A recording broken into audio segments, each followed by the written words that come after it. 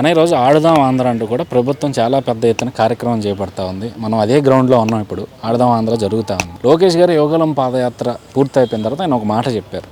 ఏ సమస్యలు మీరు ఎక్కువగా మీ దగ్గరికి వచ్చాయి అంటే, యువత అంతా కూడా గంజాయికి బానిస అయిపోయిన సమస్య నా దగ్గరికి ఎక్కువగా వచ్చింది. ఈరోజు ఆంధ్ర రాష్ట్రం గంజాయి ప్రదేశ్ ఆంధ్రప్రదేశ్గా మారిపోయిందని చెప్పి ఆయన చాలా స్పష్టంగా చెప్పిన పరిస్థితి. ఉద్యోగాలు కల్పించాల్సిన ప్రభుత్వం వాటిని పక్కన పెట్టి ఆటలు సరే అవి మంచిదే, ఎవరో కాదనరు, కానీ కేవలం ఆటల మీదే ఈరోజు ఎన్నికల దగ్గరికి వస్తుంటే కోట్లు ఖర్చు పెట్టి ఈ కార్యక్రమాన్ని చేపట్టడం అనే దాన్ని అసలు మీరు ఎట్లా చూస్తారు? గడిచిన 4.5 సంవత్సరాల కాలంలో ఒకప్పుడు అన్నపూర్ణగా ఆంధ్రప్రదేశ్ పేరు, బియ్యం ఎగుమతుల్లో అలాగే రైస్ ప్రొడక్షన్లో ఆంధ్రప్రదేశ్ ప్రథమ స్థానంలో ఉండేది. అలాంటి ఆంధ్రప్రదేశ్ ఈరోజు ఈ 4.5 కాలంలో గంజాయి ఆంధ్రప్రదేశ్గా మారిపోయింది. నిన్న డీజీపీ రాజేంద్ర రెడ్డి గారు ఒక స్టేట్మెంట్ ఇచ్చారు, చూసారు, ఈ డెక్కన్ క్రానికల్ పేపర్లో వచ్చింది. ఏమని వచ్చింది? ఆంధ్రప్రదేశ్లో గడిచిన 4.5 కాలంలో 10,000 ఎకరాల గంజాయి సాగుని నాశనం చేసి ఉన్నారు. అంటే అఫీషియల్ రికార్డుల ప్రకారం ఈరోజు రాజేంద్ర రెడ్డి గారు చెప్పిన రికార్డుల ప్రకారమే 10,000 ఎకరాలంటే అన్అఫీషియల్గా ఎన్ని వేల ఎకరాల్లో గంజాయి సాగుతుంది ఆంధ్రప్రదేశ్ రాష్ట్రంలో. అంటే ఒకప్పుడు ఏమన్నారు, ఆంధ్రప్రదేశ్లో గంజాయి లేదు. ఒకప్పుడు మా పార్టీ సంబంధించిన నాయకులు, మా పోలిట్ బ్యూరో సభ్యులు నక్కానంద బాబు గారు విశాఖ మన్యంలో 15,000 ఎకరాల గంజా సాగుతున్న స్టేట్మెంట్ ఇస్తే సిఐడి పోలీసు వచ్చారు అక్కడి నుంచి. మరి ఈరోజు అఫీషియల్గా మీరే ఒప్పుకున్నారు కదా 10,000 ఎకరాల గంజాయి సాగు నాశనం చేసాం, తగలబెట్టేసామని. అంటే ఆంధ్రప్రదేశ్ గడిచిన 4.5 కాలంలో యువతకు ఉద్యోగ ఉపాధి అవకాశాలు కల్పించిన ప్రభుత్వం విఫలమైంది. పరిశ్రమలు తీసుకురావడంలో, పెట్టుబడుల ఆకర్షణలో ప్రభుత్వం విఫలమై ఉద్యోగ ఉపాధి అవకాశాలు లేక ఈరోజు ఆంధ్రప్రదేశ్లో గడిచిన 4.5 కాలంలో ఎన్సీఆర్బీ రిపోర్టుల ప్రకారం 1,345 మంది నిరుద్యోగులు ఆత్మహత్య చేసుకున్నారు. వాళ్ళందరూ ఆత్మహత్యలు ఎందుకు చేసుకున్నారు? ప్రభుత్వం ఉద్యోగాలు ఇస్తామని ఉద్యోగాలు ఇవ్వక, ఇచ్చిన హామీల ప్రకారం ఆశల మీద నీళ్లు చల్లటం వల్ల ఆశలన్నీ అడియాశలు అయిపోయి వాళ్ళకి బతుకు మీద విరక్తి పుట్టి ఉద్యోగ భద్రత లేక ఆత్మహత్యలు చేస్తున్నారు. ఇవన్నీ ప్రభుత్వ హత్యలుగానే భావించాల్సిన అవసరం ఉంది. ఆ ఆత్మహత్యలు చేసుకున్న కుటుంబాలు జగన్మోహన్ రెడ్డి గారిని ఆదుకోవాల్సిన అవసరం ఉంది.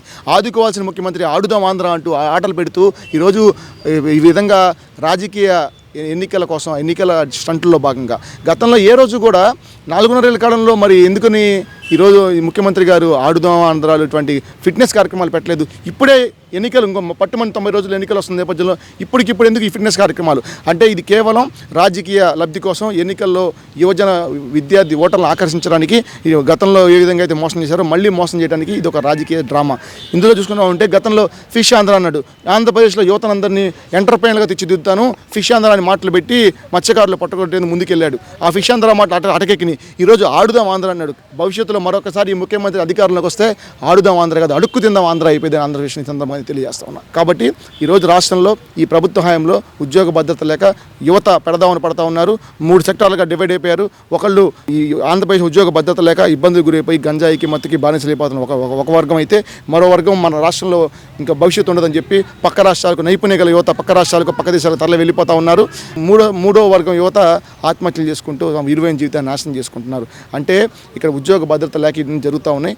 శాశ్వత నిరుద్యోగ మిగిలిపోయే పరిస్థితులు ఉన్నాయి. కాబట్టి ఈ ఆడుదాం ఆంధ్ర కార్యక్రమాలు, ఈ స్టంట్లు ఆపి రేపొద్దున జనవరి, ఇవాళ 28వ తారీఖు, 1వ తారీఖు జనవరి 1 వస్తుంది. నూతన జాబ్ క్యాలెండర్లో జాబులున్న జాబ్ క్యాలెండర్లో యుద్ధ ప్రాతిపదికన పోస్టులన్నీ భర్తీ చేయాలా?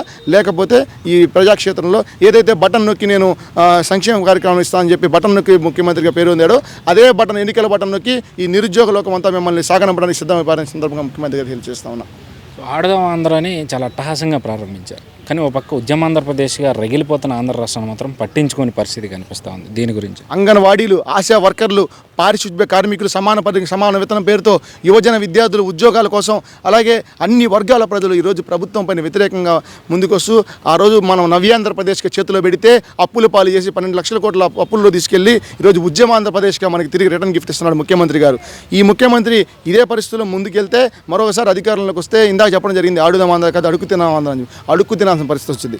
అందుకనే ఈరోజు అన్ని వర్గాల ప్రజలు, యువజన విద్యార్థి, రైతులు, కార్మికులు, కర్షకులు, అన్ని వర్గాల ప్రజలు ఈరోజు బయటకు వచ్చి వాళ్ళ యొక్క గళాన్ని వినిపిస్తూ ఉన్నారు. జరిగిన అన్యాయాన్ని, జరిగిన అరాచకాలపైన ప్రశ్నిస్తూ ఉన్నారు, పోరాడుతూ ఉన్నారు. ఈ కేసులు భయపడి రోజులు పోయినాయి, ఆ రోజులన్నీ అయిపోయినాయి. కేసులు పెట్టారు, ఇబ్బందులు పెట్టారు, దాడులు చేశారు, అరాచకాలు చేశారు. రానున్న రోజుల్లో ఈ ప్రభుత్వం కాటికి వెళ్తాం ఖాయం. రానున్న రోజుల్లో ఈ పార్టీ భూస్థాపితం అయిపోయింది, వైకాపా పార్టీ. అందుకే దీనికి ప్రత్యక్ష ఉదాహరణ ఇప్పుడు జరుగుతున్న ఉద్యమ ఆంధ్రప్రదేశ్గా ముందుకు వస్తున్న జనం అని చెప్పి సందర్భంగా తెలియజేస్తాం.